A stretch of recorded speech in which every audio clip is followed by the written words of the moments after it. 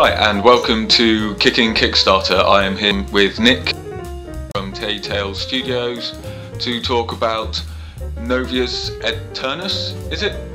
Novus AEternes. Novus AEternes, that's how it's pronounced. And how tell us a bit about this version of the game. Well, Novus is a seamless, persistent strategy game. Ever since I was a kid, I always loved playing real-time strategy games, and I really felt like it's time that RTS gamers have the next evolution of the RTS game, which is the true MMO strategy game. And I felt like we really didn't have one so far, and there isn't really one available on the market, and I always wanted to play this game. So about 7 years ago, I started developing Novus, and that's effectively what it is imagine the largest strategy game you can imagine. So thousands and thousands of players playing together on one seamless, persistent universe. No loading screens, no instances dividing up the world. It's just one massive galaxy, one massive universe with thousands of players interacting, capturing planets, warring with each other, making peace, creating huge diplomatic structures, and trading with each other, and kind of just an empire simulation, if you will. Our original Kickstarter, we about halfway through the campaign, we ended up getting some angel investors who came in to help back the game. So the initial amount that we needed was significantly less because we got their backing, but Kickstarter doesn't let you modify the amount that you're asking for while the campaign is live. So because of that, we just went ahead and relaunched the campaign with the much lower objective of just that final amount that we needed after we got from the angel investors.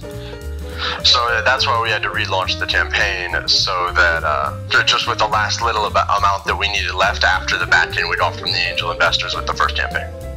When the people are backing your campaign, which different levels can they choose? Like how? Well, we have quite a few different levels, but I think the main one is that you can get the game itself for $25, which when the game is completed, it will be going out for $40, so you get a nice discount there. At the $75 tier, you get a lot of cool limited edition in-game skins and stuff for your units, as well as alpha access. And the alpha access will open up literally as soon as Kickstarter is over. As soon as we get the list from Kickstarter of everyone who's backed us, so it may take about a week, but so the game is ready and playable now, and we do live streams every Saturday night, and so everyone who backs us at the $75 tier will be getting in-game and playing pretty much right away. And then the next real level up is the $150 tier, where we a whole lot more, a whole lot of other really cool limited edition fleets and some limited edition planets. And pretty much the next major thing after that is at 500 tier, you get a full hardcover 200-page story bible, which has all of the lore from the game, the artwork, and goes into real detail on the 5 races of the game. Yes, and tell us a bit about the details of the game, like the 5 races and what you can do in it, because it's such a vast universe that you managed to create. To start out with the 5 races. That's one of them behind me. This is the skull of one of the alien races in the game. Yeah. And the way we really went about designing the whole lore of the universe is it's not like a set storyline that you follow through. It's more all the history of how the races evolved, how they made it into space, what led up to this point when you get into the game, and then from then on, it's really up to the players. So the storyline, it's not so much about a single character that's important, it's about the Empire as a whole, and how it progressed there, and all the kind of the history that went through that empire, and all the things that made it who it is now. And how that interacts in the game, as the 5 major empires, the 5 major playable races, the original empires are no longer in existence, but you still come across NPC factions of remnants left, like human pirates and stuff like this in the universe. And so you will still have that connection back to the old lore of the universe via those NPC races. And in terms of what you can do in the game, it really is, and the best way to describe it really is just a strategy sandbox. However you like to play strategy games, like that's how you play Novus. Whether you want to be completely diplomatic and never fire a single round, you can do that and be incredibly successful in the game. You can be a spy, you can be working on getting information from other players on how they design their ships, how they evolve their plans, how their empires organized, sell that to other players. You can go, or just evolve and become an incredible military superpower with massive armadas of thousands and thousands of ships conquering solar system after solar system and like enslaving other players. It's really, however you want to run your empire, it's really open-ended, so you can play it however you want to. And when you choose which race to go with, how does that affect your arc of skills? One thing that we've kind of focused on is there's no element where you select a class, so nothing really limits you from anything else. For example, even if you go an alien race, you can still, if you capture a human player's planet, you can start producing human ships.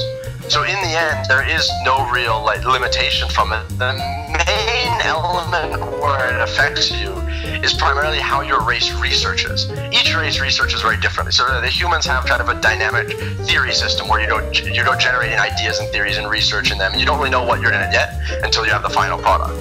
Whereas the Veranos, the race behind me, are a much more war and aggressive race, and also actually are incredibly technologically advanced, all the way to the point where you don't actually research stuff. You asked for permission to use it from the elders of your race. And the way that you have to prove that you're worthy of using that technology is by going to war and proving yourself on the battlefield. So if you choose the Veranos race, it's going to be a bit harder to play really diplomatically because you need to be at war with people to be unlocking new technology. So it does affect your playstyle a bit. For example, if you are more interested in playing like a mercenary, a Veranos is very good because then other people would be paying you to fight their wars for them, and at the same time you're unlocking more tech. So it's kind of just like what you like and what is your preferences, but they're not limited in any way. You can still be completely diplomatic as a Veranos player if you want to. It's just each one has kind of pros and cons to different play styles.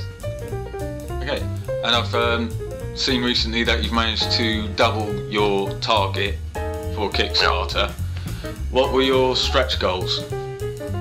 Well, our stretch goals are getting in the other races sooner, because there's a lot of upfront investment in artwork and stuff like that we need to do to be able to get them in. And the stretch goal that I'm most excited about, though, is getting the full 3D bridge into the game. So one of our first stretch goal, I think it was? Yeah, our first stretch goal that we reached was capital ships. We reached that a while back, like right after we reached the main goal. And capital ships are like, you can only ever have one capital ship, and your avatar, your general of your empire, your leader of your empire is on that capital ship, and they have lots of cool abilities and stuff.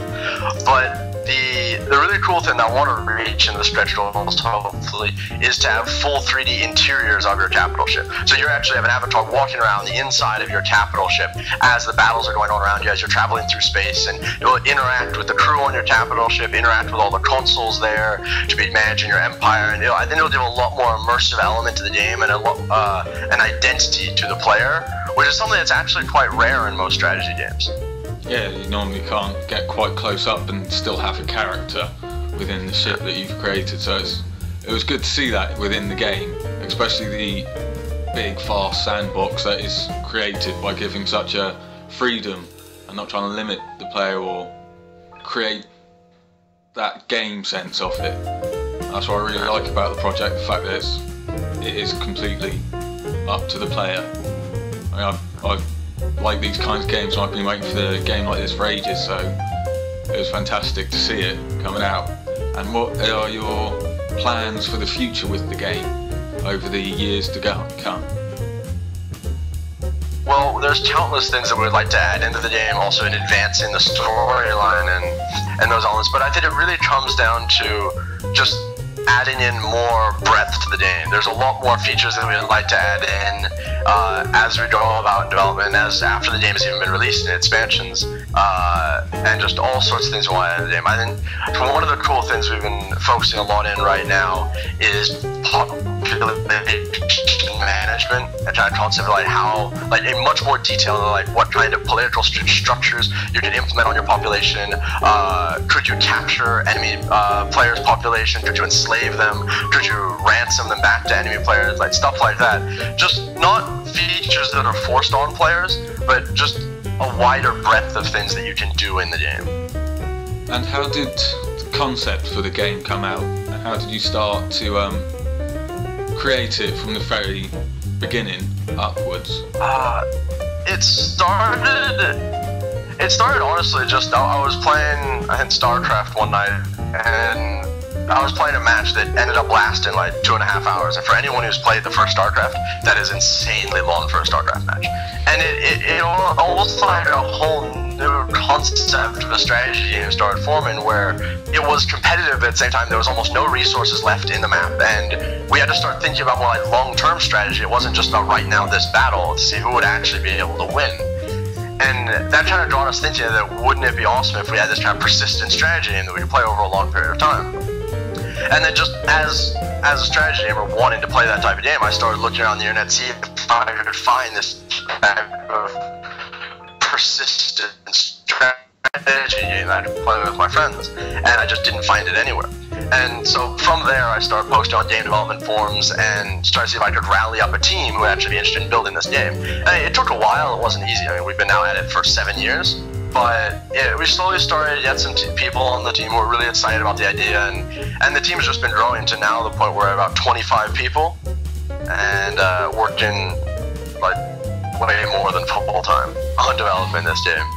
And so the project just grew over time. It started out just as a hobby project from an RTS gamer who really wanted to play the game, into now a full-fledged project with, you know, thousands of people on playing and a team of 25 developers working all the time and really creating what is our dream game. I mean, this is the game that we all want to play. And that's why it's so open-ended as well, because each one of us wants to play it in a different way. Like, I like playing really aggressively. I like military tactics, stuff like that. We have other people on the team who really are interested more in the economy and, you know, mining and trading and stuff like that.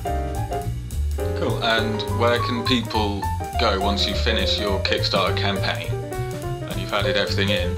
Where can people go to find the game? Well, you'll be able to find it through our website and also through Steam.